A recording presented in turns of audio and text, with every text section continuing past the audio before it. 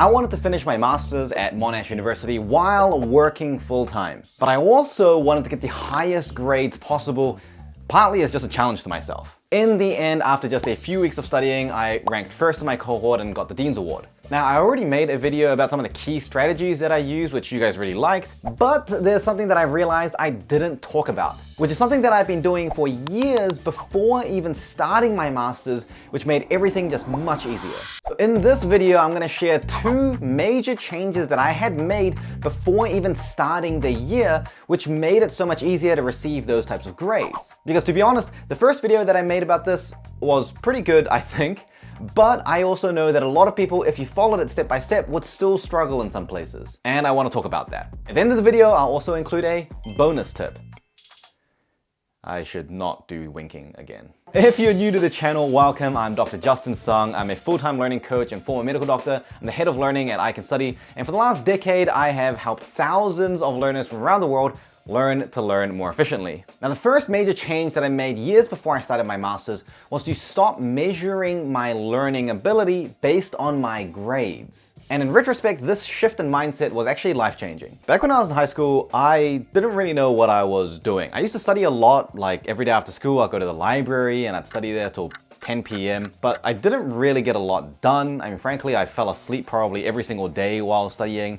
My friends were there too, so half of it was kind of studying and half of it was just chilling with friends, feeling productive. And I distinctly remember going through uni and feeling generally pretty confused about how to do well. Like back in school, I could sort of just study a little and figure things out, like it worked out for me. And even though I did study a lot, I can definitely say I probably didn't need to study that much. Again, I don't even know if you could call that properly studying. But in uni, it wasn't quite the same. Like I wanted to have more of a social life. I wanted to do reasonably well with my uni studies and my grades. I didn't want to spend my whole uni life just trapped inside a library, and socializing in a library is not exactly the most rewarding type of socialization either. And initially, I wanted to cut down on my studying hours without compromising my results, but I just didn't know how, because I didn't really know what was contributing to my results. And this was really important to me for my master's because yes, I wanted to finish it quickly because I was working full-time, but also, I wanted to make sure that the quality is there, like the quality of the work matters. It isn't just about speed, there's no point doing it fast if it's crappy. And I distinctly remember these pre-exam sessions during my undergrad degrees where I would be fighting against just a feeling of general uncertainty. I didn't really know what enough studying was. I never really felt confident going into exams. There was just this general feeling of having studied enough. And sometimes I would reach that general feeling of enoughness, or I'd just run out of time and I'd walk into an exam hoping for the best. In fact, there are some papers where I studied like very, very little for it and for some reason got a better result than another paper where I studied way more. So the hours of actual studying were definitely not well connected to the actual result that I was getting. Or there'd be like some exams where I get like let's say like an 80% and then I double the amount of time that I study and then I get like a 85. It's like really 5% for like 100% more studying? Like that doesn't seem right. And then eventually when I got my exam grades, I'd say, okay, well, I seem to have done reasonably well, or I didn't do quite as well, but it was meaningless regardless, because I don't know what to change. I'd say something like, well, I better study harder next time, or like try harder. But like, what does that even mean? What does it even mean to try harder? Like just focus more, like concentrate more? I can tell you from personal experience as well as professional experience, that doesn't really work. And that's probably why it's actually relatively uncommon for most people to have an academic comeback. People who consistently don't do well tend to carry on not doing very well unless they make a pretty major change. And changing my perspective from measuring how good my learning is based on just my exam result is one of these major changes that completely shifted everything around. So here's what I did, and this is what I think you can try to do as well. I simply thought of exam results as a symptom. And instead, I made sure to test myself and get real objective feedback on my performance as frequently and as regularly as I could manage. The thing that I realized was that when you hold off on really objectively testing yourself, it makes it much harder to improve.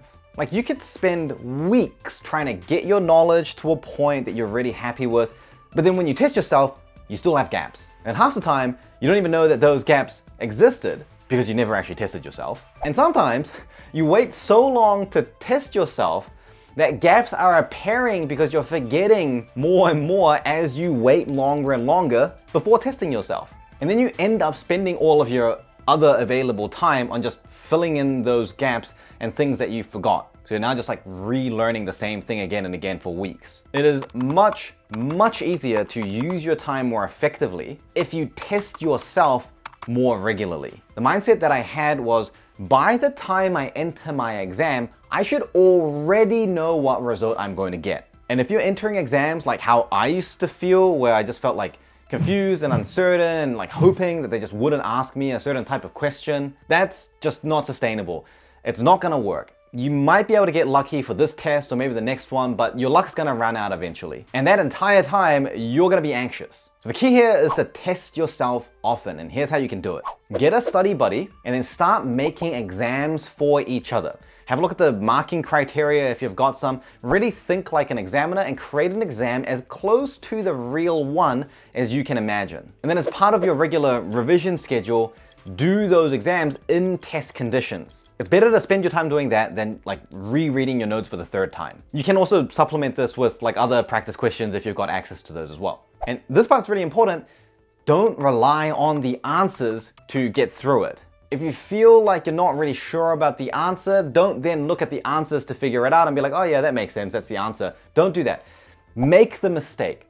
If you're not confident, just give it your best go. Generate what you can and make the mistakes you're gonna make anyway. Have it out in the open so that you can see exactly where the mistakes are. Because what makes this method really effective is that when you make a mistake, you now have the opportunity to just mine and extract from it. What did you get wrong? Why did you get it wrong? And use it as a springboard for all the other associated ideas to think, okay, well, I got this thing wrong. Now that I look at this, I would probably get this, and that wrong too. And now you've got a much more focused, targeted goal for your revision. Every one mistake gives you 3, 4, 5, 6 different learning opportunities. Do not just make a mistake, look at it and say, oh, I could get that right. Like, that's a silly mistake. If you knew it, you would have gotten it right. You can't just get your exam back and be like, excuse me, examiner, could you just mark this one as correct? Oh, I promise I really do know it. For me, during my master's, I spent that first part intensively studying everything that I could. And then I spent the rest of my time intermittently, regularly testing and challenging myself. Before I submitted any assignment, I actually talked to each one of the lecturers to assess my level of knowledge, to look for gaps in advance. Now, I couldn't just say like, hey, here's a draft of my assignment. Can you kind of like tell me what I did wrong and like mark it for me? So instead I did the best next thing, which is I'd have a conversation and I'd ask very deep and probing questions. I said, hey, this is the way that I have understood this topic, and let me know if I've misunderstood something. Because I knew that if there were errors in my knowledge, it would come through in my work anyway. And so as a result, when it came time to getting my grade, I expected every result I received. So that was the first major change. Seeing exam results as just the final symptom and inevitability, and not using the exam grade as the main indicator for whether I'm learning effectively or not. Another reason that's helpful is actually because sometimes your exam is like really soon. Between now and your exam, you might not be able to make enough changes for that to be reflected in your actual final grade. But actually, if you were to continue down that path, then your next exam, you might absolutely crush it. If you looked at just your exam result, you might be making some changes, see a bad exam result and be like, oh, these changes aren't working, and then abandon that path before you're actually reaping the rewards from it. I see this very commonly. So that was the first major change, and the second one was to kind of like be a bit of a prick. Let me explain. I'm not telling you to like go slam doors in people's faces or like push someone off the stairs. What I mean is to be really critical and skeptical of everything you learn. In my first few years of uni, and especially during high school, I thought to be a good learner, my job was to like consume all the information, like integrate it, and then just regurgitate it out. Like if I can remember it, I can apply it, and I can hit the criteria for the exam, I'm a good learner. And so for my first few years of uni, I spent a lot of time optimizing my system to be able to do that, while also not studying quite as much. And I was pretty successful. I was averaging around an A- through medical school. which is exactly where I wanted to be because I was also working full-time. I'd already decided that A and A+ was just gonna take too much effort and it wasn't really worth it for me. Having said that, thinking back in hindsight, I definitely could have studied more effectively to get an A average if I really wanted to. Actually, probably would have studied even less, but I didn't know that at the time. Okay, but here's where the problem was. Fast forward like a year, and I'm in my first hospital placement, still as a student. And I've been getting like an A- average, feeling relatively confident. I go into my first hospital placement, which is general medicine or internal medicine. Went into it feeling pretty confident, and I failed. I straight up failed. I had over-engineered a system that was useful for exams, but I just could not use that knowledge when I was applying it to real patients in a real hospital environment. And it was a big shock for me. I had to do a lot of rework and re-optimization to get better again. And I did manage to turn it around. I eventually ended up getting multiple distinctions in the other runs and it was a happy ending, but it was really like unnecessary. And the reason I'm telling you that story is because I realized that being a good learner is not just about meeting the needs that you have right now. It's also about figuring out the needs that you might have later and preparing yourself for now and tomorrow. Because as I always say, the future version of you is probably going to be busier than the version of you now. And you're going to thank yourself if you spent the time to build a foundation that was strong enough that you can continually build on it year after year, which is completely not the situation for me when I was going through medical school. Probably 30% of all of the time that I spent in medical school was just on relearning stuff that I didn't learn properly in previous years. And the thing is, and this is important, it's not like it was one or the other. I could have learned in such a way that I spent the same time and the same effort, probably actually even less time and less effort, to get the same results, but also building a proper foundation for my future years. But I didn't know how, and because I didn't, I wasted a lot more time overall and there was a lot more stress involved. Like when I failed that run, that was stressful. I was like, damn, really? I failed a run? Not like didn't do well, like literally actually straight up failed. But it's from that experience that I learned what it means to build a properly good foundation. And the reason I said you kind of need to be a little bit of a prick when you're learning is because it is very, very difficult to build that foundation to a high quality if you are not ultra critical of what you learn. When I did my master's in education, it was a lot easier for me to be ultra critical because I'd already spent years before that like reading through research and working with like hundreds of educators around the world. So I knew that supposed experts also didn't know things, like they could be wrong too. So I went into that master's program not with the mindset that I was just gonna be like, consume, integrate, regurgitate. I wanted to evaluate everything, criticize it, critique it, make my own independent judgments and conclusions about what was being taught. And that process allowed me to build expertise much, much quicker than other people in my cohort. And for those of you that have been following my videos for a long time, you might recognize that those very processes of evaluating and criticizing and making value judgments, those are the processes of level 5 in Bloom's revised taxonomy, which is a critical threshold in higher order learning. And I found that a lot of people have the mentality that to be a good student, you have to listen, nod, take it all in, and you sort of become a good student by making the teacher or lecturer like you more. I'm not saying that you have to be some kind of like angry rebel to be ultra critical. Your lecturers probably know way more than you do about this subject. So here's what you do instead, and this is what I do now, like all the time. Take your questions and your criticisms, be critical, and have an open discussion. Have conversations with people with the mindset that you're missing some information, you may be wrong about things. Be open to be corrected. When you are critical and asking questions and have doubts, but you are open-minded, most educators really like that. They respect that. And even if you can't have a conversation with your lecturer directly, it's fine. You can do the same thing with the same mentality when you're reading a textbook. Be critical, look things up, fact-check things. But take personal responsibility for forming an independent, critical evaluation of what you are learning. Because if you don't, then you will never really be able to learn anything deeply, especially if it's complicated or nuanced.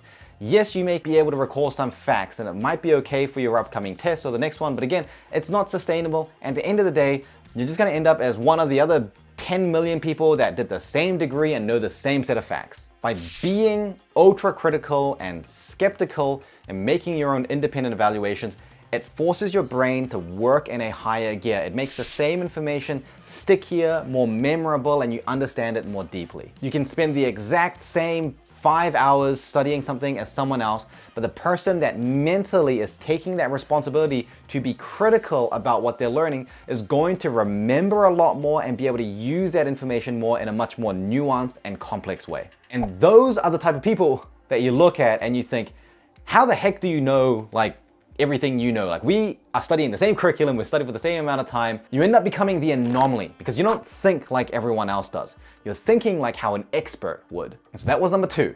Be that annoying person that challenges everything, but do so with humility and open-mindedness. Even if the only thing you're challenging is your own thoughts and you're correcting it with a Google search.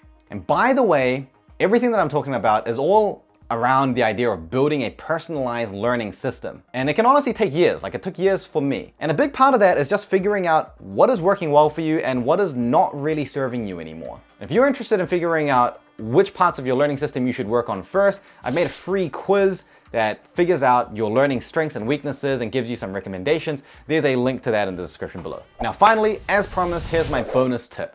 The first 2 tips, honestly, they're life-changing in and of themselves. Like, they were life-changing for me. But this final tip just makes everything much easier. And it is to like this video. Wait, don't go. I'm kidding. The final tip is to put aside 30 minutes a day to just learn and reflect. I call it priority time. 30 minutes a day is enough to change your life. And I know this tip probably doesn't sound super exciting, but just hear me out. A lot of the time we can get so caught up in just meeting whatever short-term outcome we've got. Like, there's an exam coming up, we just have to study for it and study for it. And if we take time away from that, we're sacrificing whatever short-term outcome we've got to lose. But it's the changes and learning that we make that are not in the short term that tend to be life-changing. Learning to learn is a great example. By the time it is so urgent and important for you to learn how to learn, your exam is probably next week, and there's not really much you can do. It's already too late. For me, the worst case scenario is that you watch these videos and you think, oh, these are really interesting, cool ideas. Yeah, I'll give them a go. But then nothing changes. I don't want to be the influencer that just makes you like feel good when you're watching the video, but then like there's no impact. What matters for me is that there's real change and action that you take. And I know one of the things that used to stop me and stops a lot of other people from being able to change is not that they're not motivated, but because we just don't prioritize and carve out the time in our day to give ourselves the space to think and learn and plan and reflect and to craft those changes. 30 minutes a day, I know it can be challenging, but if you do it even just a few times a week, I promise you after a few weeks, life will get easier. So go out there, make a change. Thank you for watching, and I'll see you next time.